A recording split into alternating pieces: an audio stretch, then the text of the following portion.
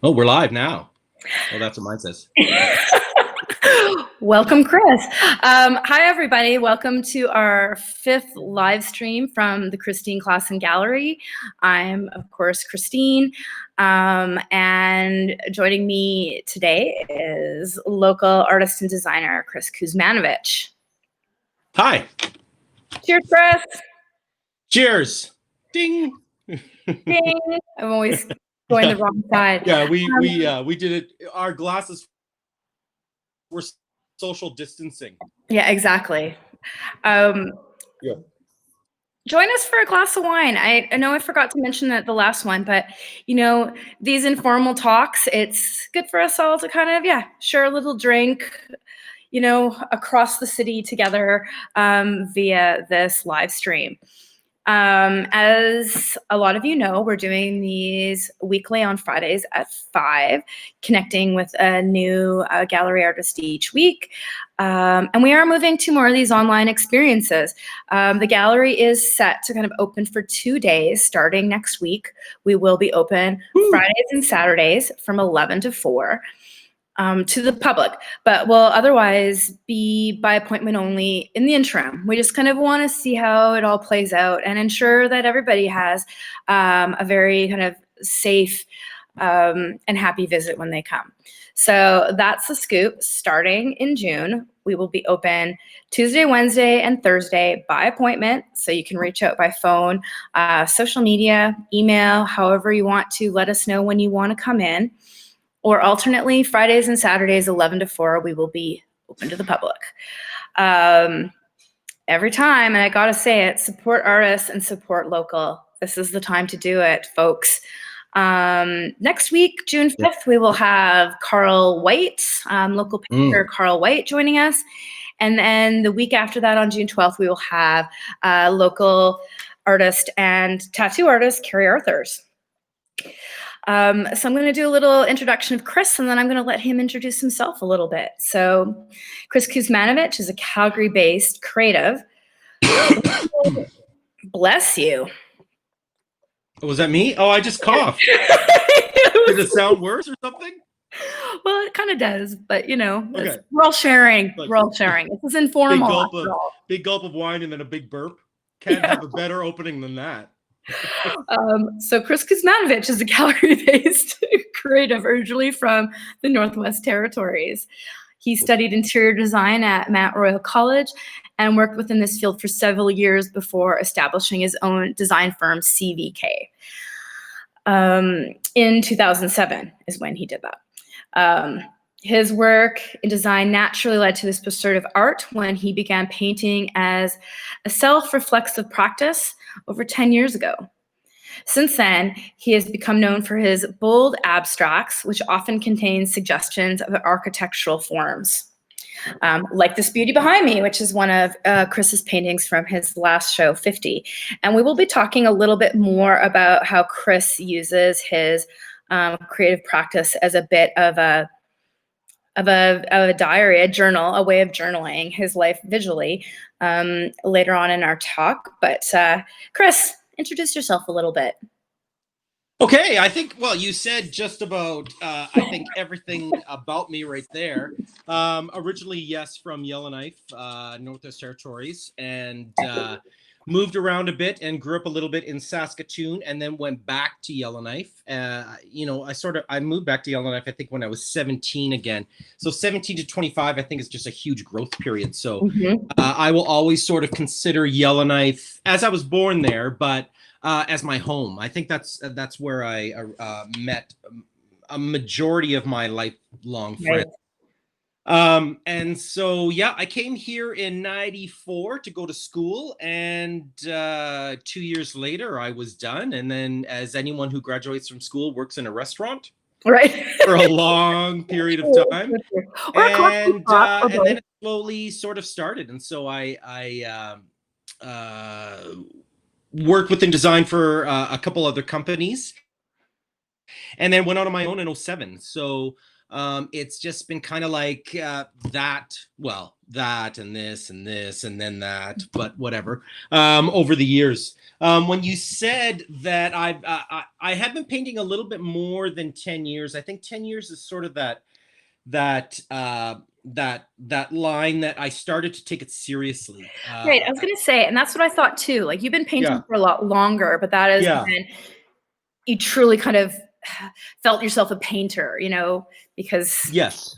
okay. Yeah, I think painting for me was always kind of a stress reliever. Mm-hmm. And so at times, like when you're younger, well, maybe even when you're older, like you still don't fully understand yourself. I don't think we ever fully do, but we know some things about ourselves more true Mm-hmm. to the fact as we get older. But as I was younger, I didn't really know what was going on with moodiness or whatever. And I Right. look at it now that I know that I had something to get out, whatever it was, and it had to come out in some Mm-hmm. sort of creative sense. So I was painting for quite a long time just for myself. Um, and it was satisfying.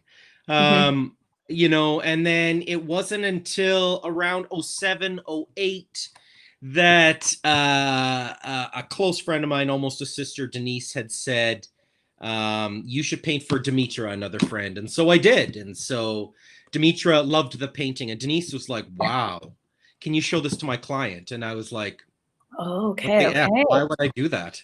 And she says, Right. no, please. So I showed her client, and her client was like, oh my God, this is beautiful. And, like I think we question ourselves at all times, Mm-hmm. but I was just like, what? Are you on drugs? Like, because I didn't appreciate any effort that I put into it. It was strictly just an exercise to get something out. It was for you. You And were painting for you. yes, and that lady had said, "Could you paint something just like this?" And I still in my head is like, "Sure, you nutbag. Like that's weird. Okay." So I did, and then it just sort of developed over time that way. Mm-hmm. And probably you're right at the 10-year mark. That's when I sort of was painting with a recognized purpose, Mm-hmm. still for something to get out of me. Mm-hmm. Uh, but something that I purposely wanted to get across to someone else, I guess. And so that's kind of where it started. Yeah. Yeah. Well, And and I yeah. think that is kind of a pivotal point for some artists, right? Is, they it can take a long time for some artists to call themselves artists. Like Right. there's that sensitivity with kind of adopting that term. And I think certainly because you were also working in a creative industry, it's like which came first, like the chicken or the egg, like the painting or Right. the design or the painting, right? Um, Yeah. where that's another thing maybe we segue right into that. Like how do these two creative fields work, Intertwine. intertwine, like with each other? Does one does one sometimes take over the other? Like how does it work with being a designer and being a painter? Well, yeah, like obviously they're both quite visual. Mhm. And so for me, I guess, in terms of the visual, whenever you're sort of working on a house or working on a room or the decoration side of things, you're sort of thinking about balance or symmetry or not having symmetry on purpose and doing something overscaled and all those types Mhm. of things. So I think that with painting and design, the real difference for me is um, I'm designing for a client, I'm designing with a client. It is, as opposed to perhaps other designers who have a specific set of goals for their own self and their own design agenda, mine really always has been focused about what is most important to the Okay. client, Mhm. designing a space for them, the best of my ability to take what they're wanting and sort of put in Right. Of to course. that room. Of course. So, with that said, I've had thousands of clients where my own personal design aesthetic that's not worth fighting for, you give into. And so they'll want something that I'm just like, well, it works. let's make it work to the best of its ability. Mhm. So I'm really working for other people and with other people. For painting, it is actually the only time that I am, I guess it's kind of unfortunate, but that I am completely present. I am completely within my own realm doing something for myself, whether it's for a show and that show Mhm. is for a purpose of selling and for people to see. It still is rooted in something that is, I'm calling the shots. This is how this is going to work. Right, So right. there's differences, but they're both kind of visual. They both are an expressive way to get across a feeling, someone's personality, all those types of things, like Mhm. someone within someone's own vision. So they cross all the time, but I think the main difference is one is it really, I don't know, maybe it always will be specifically for me, and then design will be for everyone else. How does that sound? Well, no, and that makes perfect sense to me, Yeah. honestly. It's just the more I've gotten to know you and the more I've kind of seen, um, your paintings become more and more sophisticated and go in different directions. You know, you become less, I guess, less in my mind like Chris the designer slash painter and more like Chris the painter slash designer. You know what I mean? Like for me, I mean, because I'm your dealer too, right? So, Yeah. uh, Yeah. but I've really seen you kind of come into your own as a painter as well. Um, Well, thank you. And and I think it's almost the same for me. Design will never leave me. Since I was 5, I wanted to be an architect. Bad at math, mhm. so. But then when I went to school, there was a lot of math, and I fudged my way through. But whatever. Uh, every day, maybe it's with age, maybe it's with more experience and more painting, being more confident in what I do. I think there is a time, and maybe it's coming close, and maybe it's already there, that painter is maybe in front of designer. Because I have to tell you, if there's any clients watching who are my friends, um, uh, I have to say that I am more satisfied with painting on an average daily feeling, perhaps, with painting. Yes. Well, but that makes sense because it is more for you, like, of course, like, Yeah. working as a designer must be fulfilling as well, but it's yeah, just a whole other set of, kind of your different creative muscles and different way because you are, again, like you said, working for a client, with a client. Like, of course, they want your vision, but in the Yeah. end, whereas, like you said, the painting is for you, by you, like, it's 100% your decisions, your input, Right. right? I use my own materials. I use my own, everything was just sort of encompassing what I can do solitary. Mhm, Design is, no matter what, it's always a team effort. And mhm, then there are a certain amount of products out there, like tiles, that you use. And I just happen to pick the one that looks really beautiful with that and right, this. And there's a purpose in why I picked that. But um, 10 other designers or just some person could go in and buy that same tile. right. So painting becomes a little bit more specific to what's in here for me, Mhm. and not repeated, Mhm. I guess. Yeah. Well, and on that note, I'm gonna bring up an image of the painting we have behind us. I'm gonna just Mm. do that a little bit. Um, can I make it? No. I'm like, which one of these bubbles will make it bigger? It doesn't. Okay. So this is, of course, the painting behind me, and this is from Chris's last show. Um, I mean, I think we can probably just start talking again. Like, we talked about this a little bit with Ron's show, as well, like his use of titles. But I think it's also very relevant to you as well because you're not an untitled XVII guy, which I No. appreciate because inventorying that kind of thing can be a headache. But I also like that Yeah. entryway into the painting. But your titles come from some curious places. So, that said, this painting is called "Thank You for Speaking Directly to My Soul." Yes. Tell us about that. This one, by total coincidence with everything we just said, this came out of my brain, sort Oh, of. okay, I okay. think it did. I'm sure it did. Um, one of my inspirations, definitely within painting, of course, it's visual.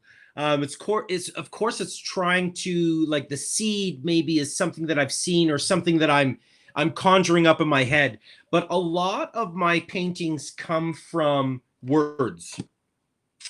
I guess as a visual person, just words, sentences, the way we relate to different things. I think different words mean something to you. I think when I hear something in a song or a poem or something, no matter, even Okay. if it has nothing, my meaning of that sentence may not mean what it does within the context of that song, but for some reason it stood out to me. Mm-hmm. And so, in fact, actually, about 10 years ago, well, it was 10 years ago, I guess, I did a pop-up show that was called My Playlist. Which had another tagline that said that line from that song. And it was kind of the start of how I really work that way. Okay. So Okay. every painting had a line from a song that stood out to me with that exact example that I just sort of gave you. It doesn't have to mean anything, but Mm-hmm. it was a beautiful collection of words that conjured up its own visual for myself. And I'm probably at like 97.5% that all the titles do come from something that way, whether it's a song or Okay. something that I read. I was asked in a writer's talk two times ago, 2 shows ago, that someone says, "What about copyright?" And yeah, I don't know about No. that. I mean,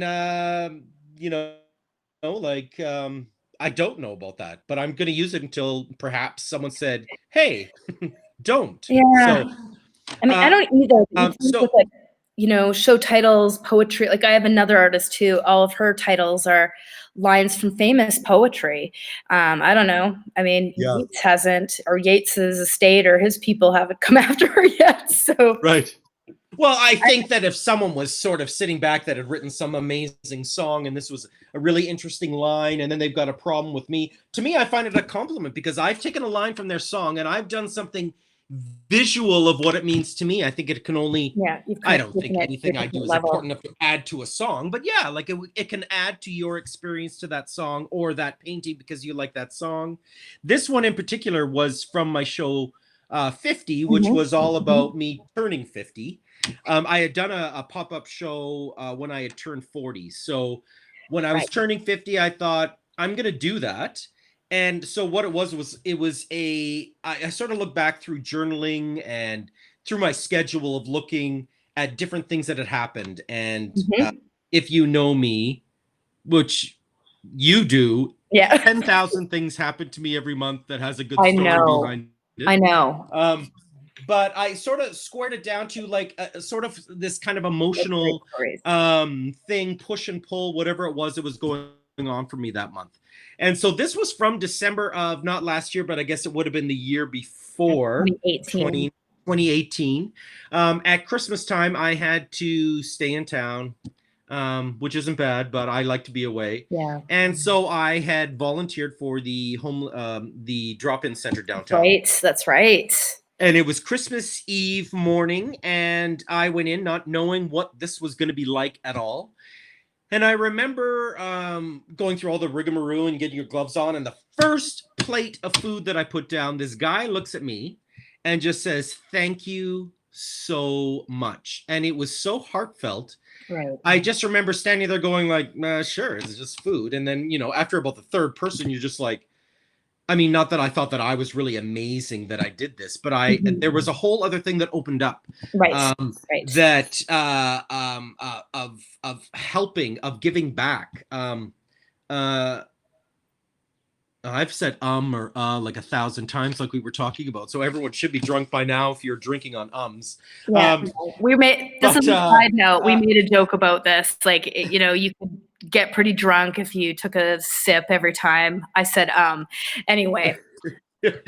so, but It was that a painting sort memorable of came from experience, is that. what you're saying. And I mean, of course, like, you know, you're going to be, it's a whole different experience, like a very visceral experience, kind of working, yeah, like feeding the homeless. That's, I mean, It good was for you, it by the was way. pretty Good for awesome. you.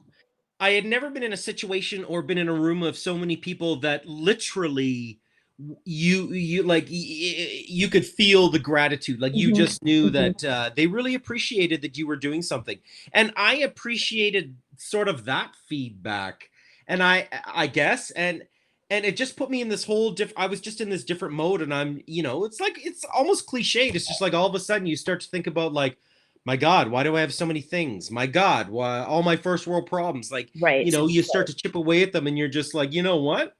um I'm okay, like, Mhm. you know and then on top of it all, it just fills your karma bucket, so you can Yeah. never really be in trouble after a while. Yeah. There you go. There you go.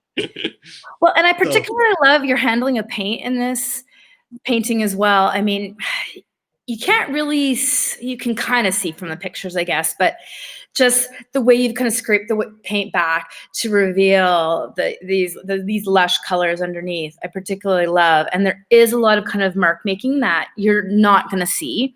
Um, you're not going to see it all in these tiny, puny little images or from behind me. So another reason to come visit the gallery, because I have this up yeah, for my new show here, the Redux show, which is our Let's Try It Again show. um, perfect.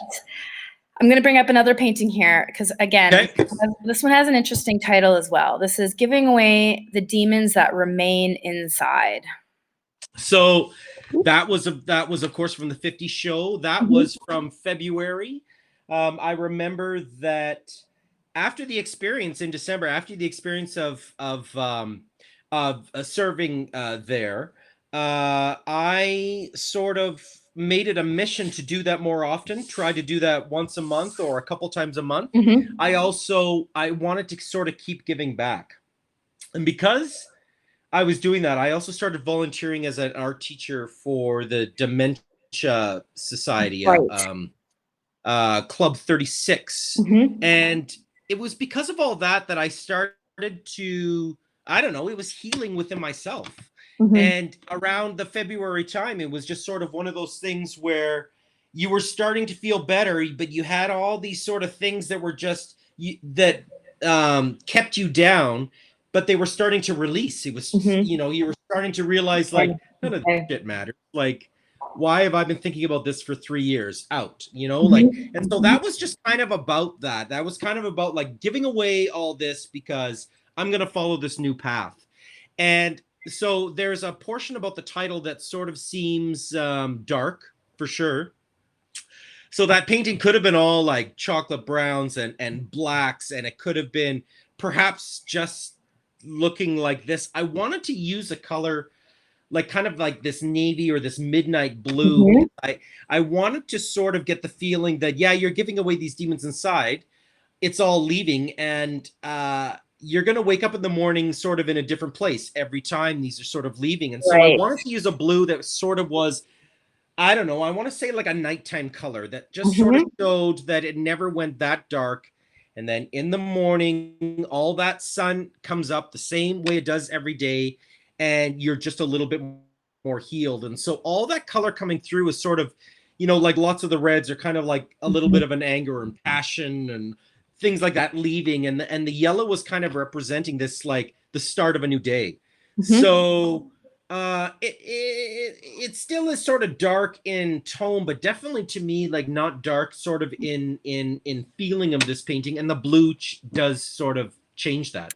Well, So yeah. yeah, I love that it's blue because I mean, people who would have seen Chris's like previous show with us, is that 11, by the way? 11 was the 11. previous one. Yeah. Okay, so if people who had seen 11 would know that there were a lot more of, yeah, like a lot more blacks, a lot Yeah. more, you know, dark chocolatey brown. I personally really like the lightness in this show. There were some dark colors, like you said, but Yeah. this is distinctly kind of more blue tones. I mean, rich blue tones too. Yeah. I really, this one is a kind of a must see in person because we had some people come in who had actually thought it was black because that was kind of more of the work they were familiar with, and were quite surprised when they saw it was blue because the Yeah. image online is kind of deceptive that way, right? But there is kind of a vibrancy, like similar to the one behind me is gray, but there's so much color kind of pulling out, right? And I think that's been kind of a change I've seen in your work too, that the palette has shifted. That is something, by the way, I do want to talk to you as well. Where is that question? Yeah, well, actually, there's no question. I just have color written down. Yeah. Brilliant. But in all honesty, because again, as a designer, I mean, you're working with color, and I mean, you've touched on this a little bit when you were talking about where the blues came from. And I'm going to bring up another piece here, a Fortunato, and have you kind of talk about color as well in that painting, because it's a much kind of a brighter one. Here we go. Show and stream. So this is the Fortunato.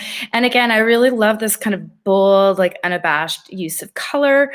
I mean, the color works so beautifully here. Like you really kind of, I mean, there's something, and I have to be honest with the people out there. I mean, when a painting is kind of visually perfectly balanced, that is no small feat. Like the fact that an artist makes those decisions to make it look like it was easy is what makes them a great artist. And Chris, I really do feel that in the work. So tell us a little bit about the color, your use of color in this one.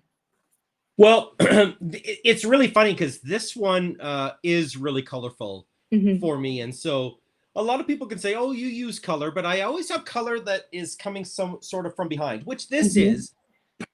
But I always have just usually like a few. This was really just absolutely crazy. And I'm going to be really honest, I was really uncomfortable. As I was going on, I'm just like, oh, does this look like a coloring book? Like I was starting to really question what my purpose was. Or no, I knew what my purpose was. If I was getting across properly, or if I was just looking like I was doing a really messy paint by numbers by a 2-year-old. So I struggled with that immensely. But the meaning behind this, it was from May of that year, and I had very close friends of mine who started as clients, but like all my clients ended up being my friends, and so they took me on a trip that year, and it's like I couldn't afford it, so like they were like, no, it's on us, and we went to Puerto Vallarta. So it was my first time in Mexico. Oh, lovely. So, and so it was so the painting is really a Fortunato is fortunate in Spanish, and so it was supposed to get across sort of that feeling. I was very fortunate to be able to have friends or clients or family or anyone that's just gonna sort of pay my way, but also it for me it just went so much deeper than that. I just sort of sat back while I was in Puerto Vallarta, and I was just like, wow, like I can never really complain about things, which kind of sucks. Like you sort of want to like just bitch about your day, and people are just like, I've never even traveled ever, and I'm like, I'm always going somewhere, and sometimes it's paid for. So there's not lots of things that I can complain about. And I really had this feeling inside of true humbled and a huge appreciation for what was going on, like in the moment, that I was somewhere because someone wanted me to be there with them. And the colors of Mexico, including like everything in the tile, everything that's in windows, it was all this beautiful like just glass like that. And I wanted to get that sort of across as in, you know, broken glass, but when you see this close, it's quite textured. And so all that white or kind of off-white. No, actually, it looks off-white here. That was really actually that white. one is quite white, actually. Yeah, it was very supposed to feel like sort of stucco, sort of brushed on, and all this lightness, all this heart, all this love, all this passion is sort of behind there. Whether shattered like this, like glass or whichever, it's almost kind of like a feeling of a piece of terrazzo.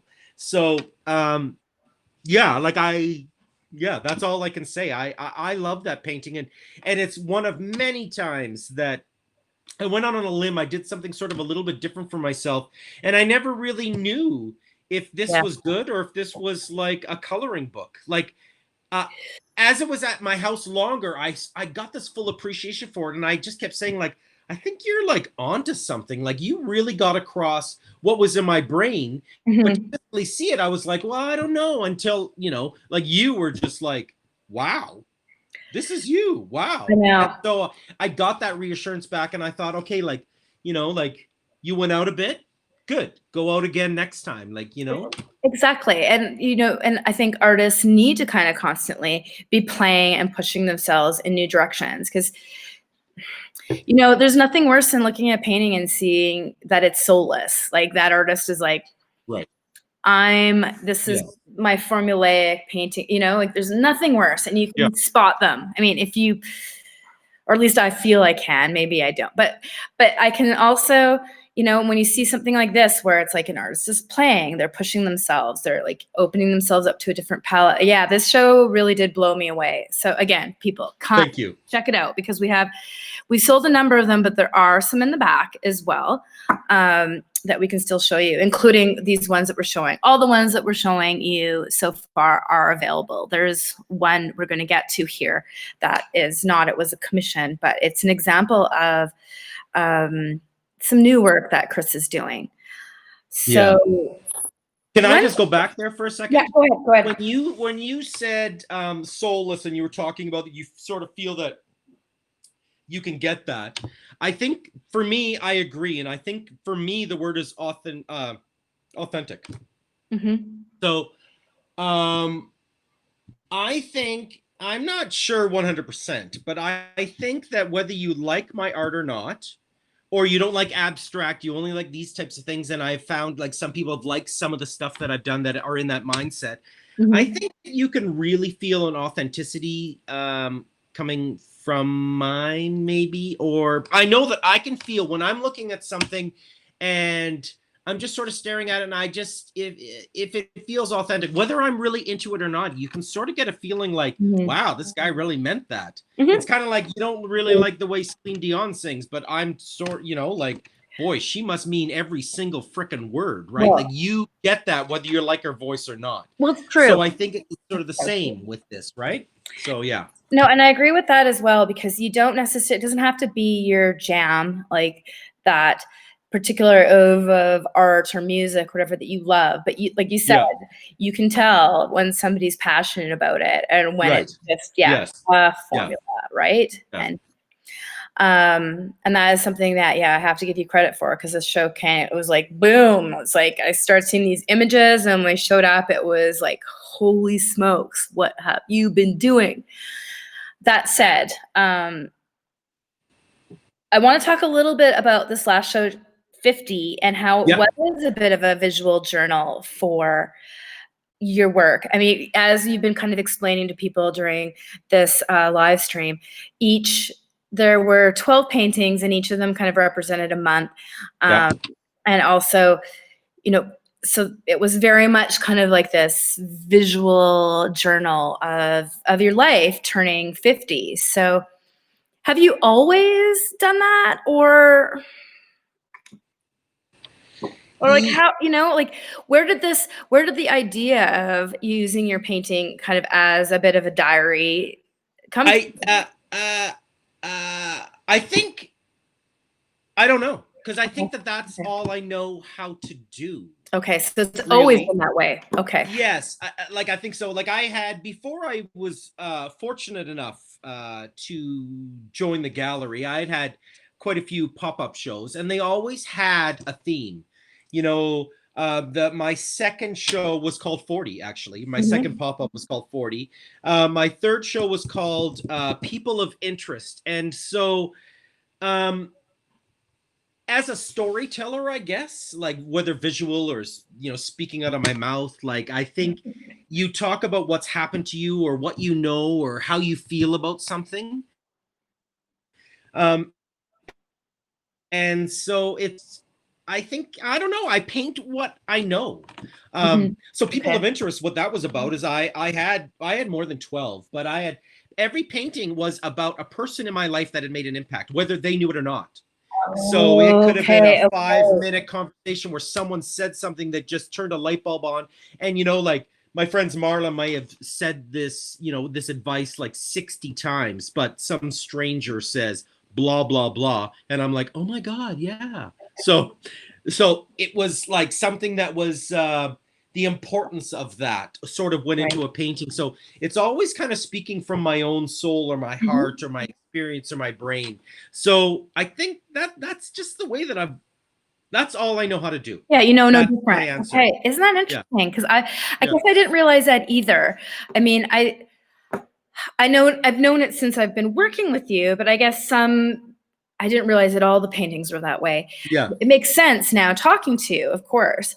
But I think that concept is really interesting too. I mean, some people paint, everyone paints for a different reason. And of course, a lot of people are going to have a little bit of themselves inside the painting for sure. Right. But Yeah. I mean, I was fascinated about the idea that, your show was 12 paintings, one on each month. Like, you're very kind of structured about it, Yeah. which I also kind of, I appreciate, because not all artists kind of work with that structure too. Maybe that's a little bit of the, Right. Well, the, I need structure. Mhm. I need structure. If I didn't have structure, and sometimes, if I've got like 5 design clients and they're like, oh, well, we're not in a rush, like, get back to us. Well, that's the worst effing thing you could ever say to me, because I'm never going to get back to you, or I'm going to get back to you like the night before, because I don't necessarily need a deadline, but I sort of do. Yeah. Like, when we say, like, like, Chris, let's do a show. We'll talk about it like 6 months in advance, if not more. And like, October 18th is your date. And I'm like, I'm on it.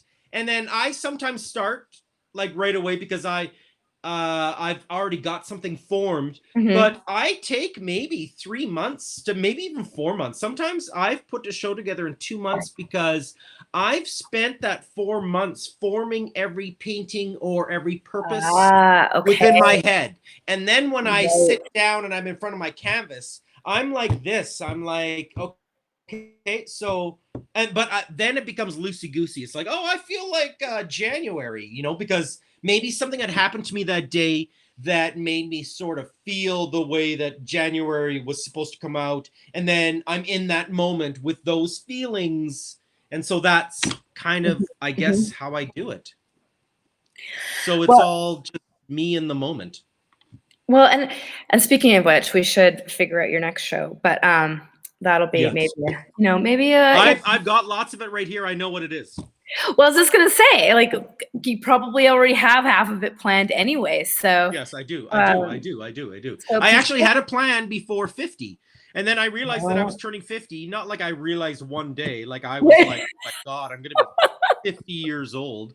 But I was just like, why don't I do this? And then I started to form that in my brain. But I've had this other show in my head for a couple years that I want to sort of get out of me. And so, again, it's another kind of, I mean, I just see it as like, a lot of people say, like, oh, wow, your vulnerability. And I guess so. Like, I sort of put out some stuff that's just like, oh, I would never even say that in public. And I'm just like, I've just painted it, right? Another painting from this show was when I was fired by a client where I'd worked on the home for 2 years. And it was my heart and soul. And she fired me by text. Well, usually you keep those things personal.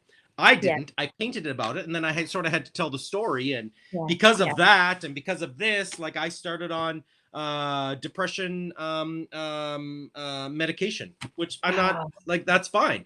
But that it's those things that I think, me being able to say whatever, people recognize the authenticity in that. And I think that sort of adds to me, perhaps, as an artist, and how they feel about my art. I don't know. Maybe. Yeah. Well, no, and I think authentic is a good word. I like that. I mean, soulless works for me too, but I like the idea of authentic as well. Just because I haven't already, I just want to say hi to Rick and Jan and Linnea and Mona, who have all kind of tuned in and left some. Hi, Mona. Like, hi, everyone. Thanks for tuning in. We've kind of just gotten into it and haven't stopped for much air. Yeah. But if anyone has any questions, there is still 20 minutes left. So, if he hasn't already answered your questions or filled you with laughter at his frankness. Okay, I'm going to bring up another. Okay, I'm going to get rid of this image. I want to show this one. Chris's living room. Yeah. Room. There we go. I've actually changed it since then. That's now my dining room and blah, blah, blah. But But it's still a great picture. I stole this from your Instagram page. And Yep. by the way, Chris has a great Instagram page where he puts a lot of his, design projects and paintings. What is it? At CVK Projects? CVK, I think it's _C Kuzmanovich. Oh, okay. Anyway, just find his name and CVK, you'll find him. But I took this off your Instagram, and this is kind of a new direction that you were going on or going in. It totally is. And this painting right there, I had another painting on the wall, and I just painted over it. It's my house, so I'll do whatever I want, kind of thing. Like, and screw it. I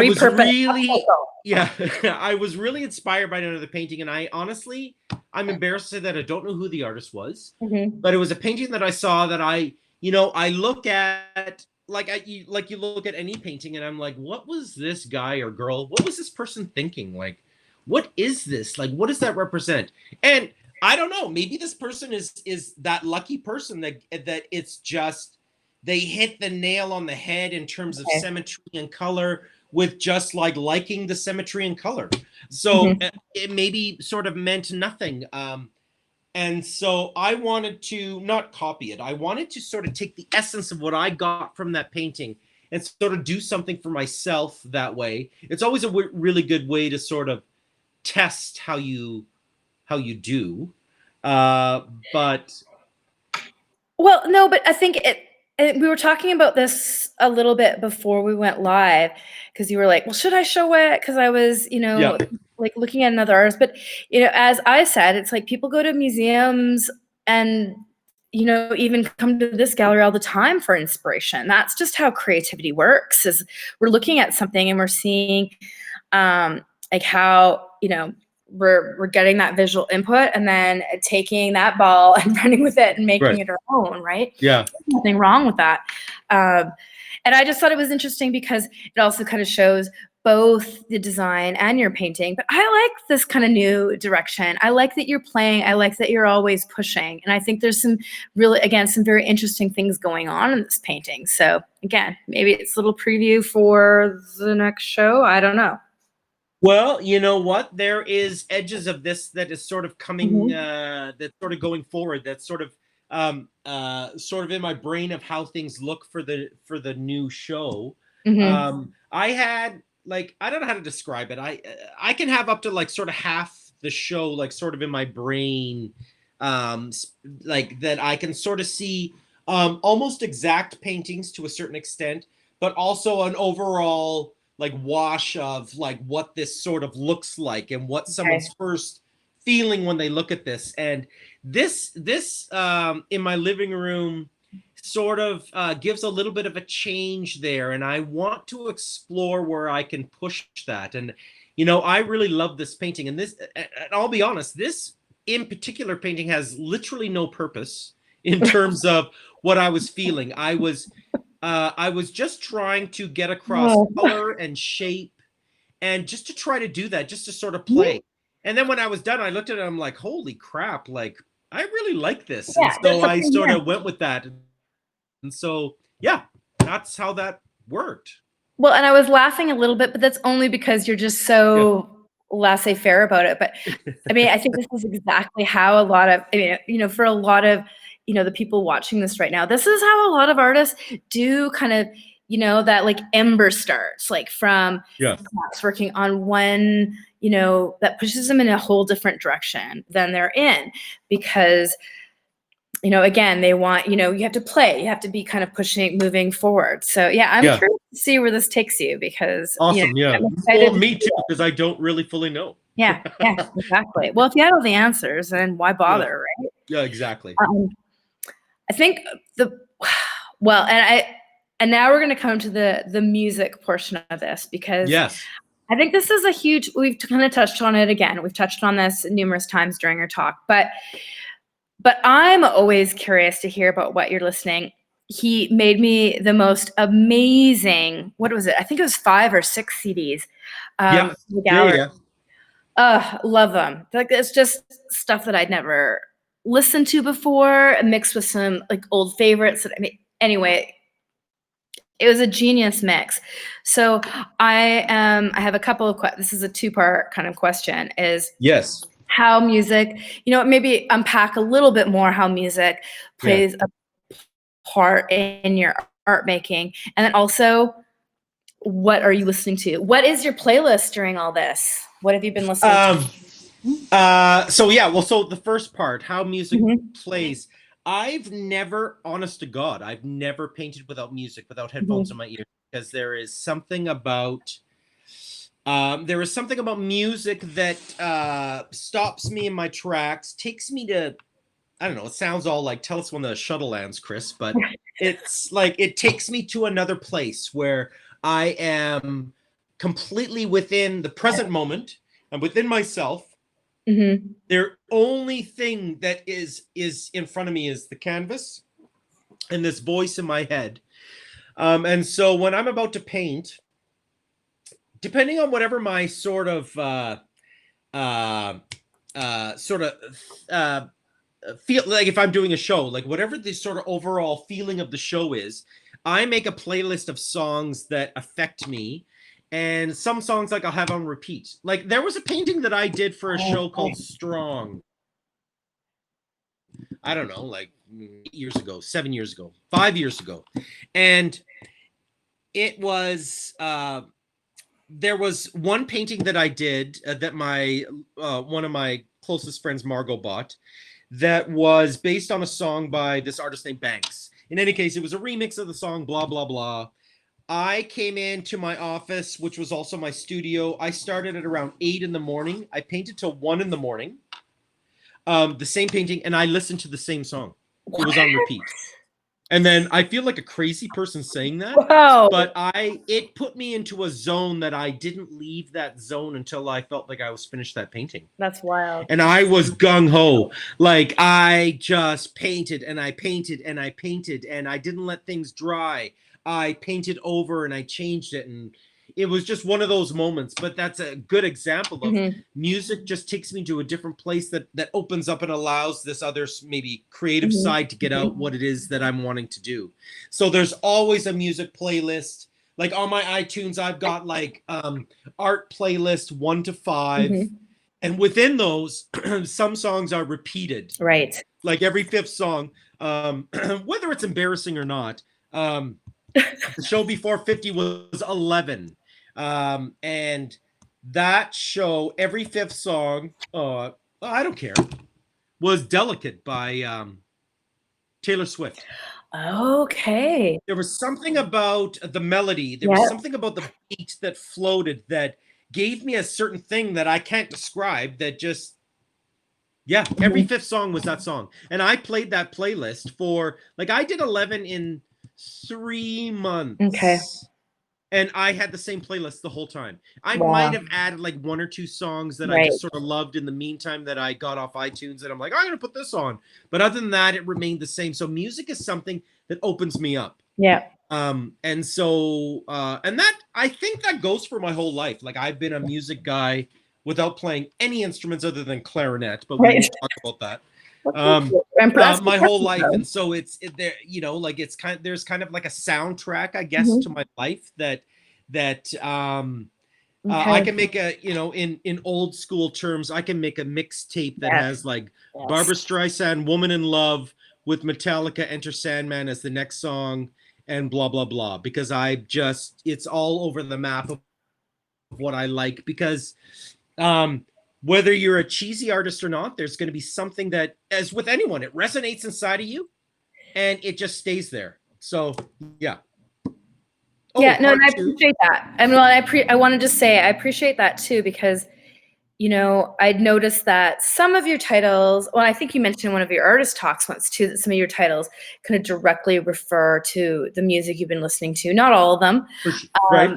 But that, music, does play such a huge part in your practice. And I mean, I'm sure it does for a lot of art, but I know some artists more listen to podcasts or, you know, everybody has their own thing. And like, you're so music focused. And like I said, it kind of blew me away when you made those well, mixed CDs. Yeah. We don't have tapes anymore, but Yeah. Well, um, hipsters will bring tapes back full scale. Whatever. I know, but the audio quality, come on. Anyway, I know. but you're right. There was like this very interesting combination of music because it's not all just like rock, pop, like, Yeah. like was such a brilliant kind of intermingling of things. Anyway, come on down to the gallery. I'll pop in one for the visitor. Well, that brings up something like I've always wanted to be an architect and an artist. But I think at the true center core of me, I've always wanted to make sound, like be a guy in LA that puts together music for a soundtrack. Right. That a song, you know, they give you the full, you watch the movie, you know what that feels like, you know what that song is. And so that's been a huge thing for me. Right. So I've been known through all my friends for making mixed For being that guy. stuff like that, you know, like and introducing people to new things and stuff like that. And so of course that is such a huge part of my life. Of course it's going to come over to art, because it's something that centers me. It's something that puts me in a space where I think I'm completely open, and then it allows me to really create. So yeah. So bring on, what are you listening to these days? Like what has been the COVID? The one thing that COVID did was it, you know, for everybody, whether you know it or not, it was something that it was forced upon us. So it's something that you sort of stop and smell the roses. And so as a music fan, you know, about 2 years ago, I was in New York and we were at this really cool place in Soho, this store, and Marla and Jackie were shopping. So Perry and I were sitting there, and the guy's like, "Hey, you want to listen to a record?" And we're like, "Sure." And it was this one moment where he put on this Leon Bridges album that made me think, like, I'm getting back into vinyl. I'm getting back into vinyl. And so one thing with COVID that did that was I started to listen like you're supposed to listen to music, start to finish, from an album. Right. Okay. You're supposed to sit back. Like when we were kids, you put on a record. Like you didn't put on a record and then go do a whole bunch of shit and then come back, because you'd have to come back and turn the record over. Like, true. You know, like true. Yeah. I appreciate the fact of discs or streaming that it's continuous. Yeah. But the full sort of, to get the feel of an authentic sort of feel of that album, is to sit there. And so before COVID, Saturday mornings, I would always listen to an album. But COVID, like every morning, I do put on a full record. I listen to the first side, and then I listen to the second side. So I've been listening to some classics and some new things that I bought. And so I never go a week without playing Roxy Music, Avalon, one of my favorite bands of all time. And also my next show is actually called Avalon. So okay. There you go. Okay. Yeah. The idea of I never go a week without playing Leon Bridges' Good Thing, like a total classic soul guy. And then I've been watching some documentaries, of course, like everyone's been watching TV like crazy during this period of time. And I watched a few documentaries. The Michelle Obama documentary was, to me, just amazing. The Hillary Clinton one blew me away. And there was another one called, I'm going to forget it. It's called The Boys in the Band, or anyway, it's about the story of the band and Robbie Robertson. And I've always been a huge Robbie Robertson fan without a huge knowledge of the backstory of him. So, and also the band, I always had sort of a, like, everyone knows the song The Wait, whether you know the title, because it's never really referenced within the song. Once you hear it, you're like, oh, this song. I've always known that and loved it. But I watched the documentary, realized his lifespan of where he came from, what he did, and that's why he's so respected. And then the band. So, of course, the next day I bought The Last Waltz. I ordered the CD. Weird, I know. Off, like, for $6 off eBay to get the best of the band. And they like The Last Waltz has like Joni Mitchell, has like of course the band has like Eric Clapton. Like, it's just absolutely amazing. And so there's that whole rootsy side that was really sort of satisfied with that. So I love listening to an album sort of with those kinds of things. I bought the latest Robbie Robertson's Cinematic. Okay, okay. And then, oh, I got some classics here. So I never go a week without playing Willie Nelson Teatro. Oh, okay. Oh, a classic album from '97. I found this on record in Nashville last September. I've been playing a lot of Chet Faker from Australia. And then the Bahamas, Canadian guy. This album is spectacular. Oh, okay. So I've been listening to that. Now, I realize that I just showed really cool albums and it makes me sound like I'm like super cool. You're like, but I also like, play sure. weekly Britney Spears Glory, my favorite album by her. I will not play that. Barbara Streisand Greatest Hits and More. My friend Sarah would just love the idea that I do that.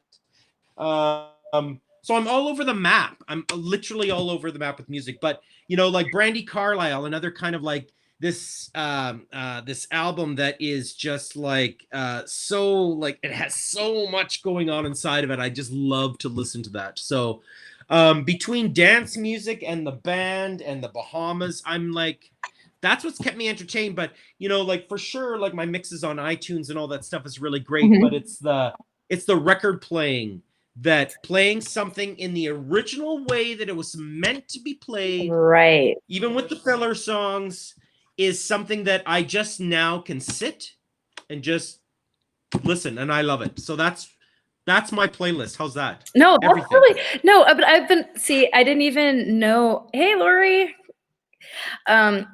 But I've been so curious too, because sometimes on your Instagram feed you like post what you're listening to, and I have been kind of curious to know what you've been listening to, because I know that music is hugely important to you, right? And so this was kind of like, you know, my slant into talk today. It was like it was killing me inside, and I thought, well, let's share. Totally, we're all going the world, because now the same thing. We're all sort of equal right now, right? Yeah, and I think I want to. I also want to check out. I know I'm like in this crazy light here. It's like skeletal. Oh, you still look good. Thank you. Oh, hey, Eva, nice to see you. But I've been so curious to hear what you've been listening to, and so that's great. There's a few that I don't know about. I'll have to look those up. Check them out. Yep. But it's just, I think also kind of, it has been this funny, like self-isolating time. So of course, you know, when we're in our like little bubbles, like what are we doing? And that's partially why I've been doing these artist talks, is to one, like keep people and kind of engage with what we have going on at the gallery and what the artists have been doing. And also so people can know what these artists have been doing, you know. And I guess we only have a couple minutes left here, but you know, so I know you've been actually really busy. You've been working quite a bit during this time. I haven't really slowed down. Like you know, at the beginning of COVID, I kept thinking to myself, or saying out loud, like first world problems. Like I wish I had a COVID experience. Like not getting it, but I just mean that, you know, that sort of thing that you thought was going on everywhere, where you're just sitting around watching Netflix. So I found that time, but the COVID wasn't good for me, because it taught me to, honestly, it taught me to slow down. Yeah. And it did for everybody. And so I think in that slowdown period, in that reflective period, you iron out, or you figure out some priorities. And so that's kind of what it did for me. So yeah. Well, hopefully you and everyone else, I think it'll be interesting to go forward to kind of see, you know, what the new normal is, you know, in that, you know, what we all take from this, like time where we, like you said, had to kind of slow down and put, you know, and kind of reprioritize like what's important. Art should always be at the top of your list, by the way. It's there. A little plug. It's there. But that's saying, you know, well, I'm talking more to everybody out here. I know it's a big part of your life, but so I'm just gonna, I guess, wrap this up. Is there anything else you wanted to say, Chris? Or no, I think I always think like, oh shit, what the hell am I gonna say? And then I know, and then an hour goes by, and I talk way too much, and then I sit back later going like, oh god. So I think I got everything out. We sort of just talk. Yeah. I know. We Good. covered like all the points that I thought and a bit more. And I'm happy for that because, you know, I knew this would be a really fun conversation because you have such a great sense of humor. Excuse me, but yeah, I know an hour goes by very quickly with these things. Yeah. At first we thought, oh, we won't do more than a half hour. That's like so long, but half hour, I don't even know what we talk about. Like we get through a half hour. Yeah. So yeah, so an hour seemed right. But I do want to thank everybody for, you know, who tuned in tonight. And maybe you're watching this later off of our website or on YouTube or however it is. But thanks to everyone who watched us live. We are obviously Chris and I need to talk about this next show. So, you know, who knows? He might be back in the fall to kind of talk about. I'd love to. This show. I know you would. And I'd love to talk to you then too. And we'll also talk about your playlist then as well. Just so. Okay. Oh, perfect. But just to recap, like we are going to be opening on Fridays and Saturdays starting in June from 11 to 4, but remaining open by appointment only on Tuesday, Wednesday, Thursday. So however you want to visit us, we've got the two options. If you're feeling, you know, confident to come in, we will have hand sanitizer and strict cleaning policies in effect for when we're open to the public. But we understand that some people are a little hesitant to do that, and we are still offering those appointments appointments to the gallery and to the frame shop as well if you'd like to see Candace for your framing.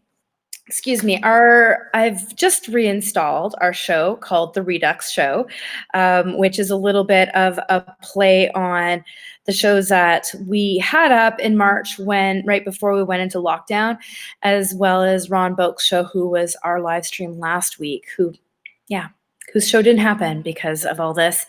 And then, of course, we have some other beautiful pieces up from some artists in the gallery.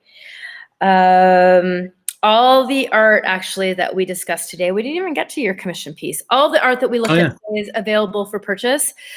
You can look at Chris's work on our website or check out his Instagram page, you know, for some kind of teasers as to what he's been up to. And also a reminder that we're always open at christineclassengallery.com. So thanks, Chris. Thanks for joining us tonight. Thank you. I know. And a little plug for Black Market Wine, because wrong way. Black Market Wine, if anyone's watching, Black Market is the best. It is my favorite wine. They are out of BC. They're really great people. The Syndicate is my favorite, but I really like the Syrah too. Yeah, it's delicious wine. Yeah. Yes. But cheers. Yeah, cheers, everybody. Have a wonderful weekend. Enjoy the sunshine, and we'll see you here next Friday. Thanks so much. Thanks, everybody. Thanks, Christine. Bye-bye. Bye.